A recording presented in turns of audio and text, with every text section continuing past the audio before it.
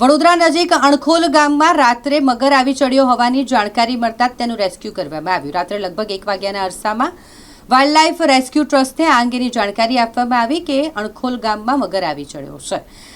તે અંગેની જાણકારી મળતા જ વાઇલ્ડલાઇફ રેસ્ક્યુ ટ્રસ્ટની ટીમમાંથી યુવરાજસિંહ અને યશ તડવી તેઓ ત્યાં પહોંચી ગયા હતા અને રાત્રે જ આ મગરનું સફળ રેસ્ક્યુ કરી લેવામાં આવ્યું। સફળતાપૂર્વક રેસ્ક્યુ કર્યા બાદ મગરને વન વિભાગને સોંપવામાં આવ્યો।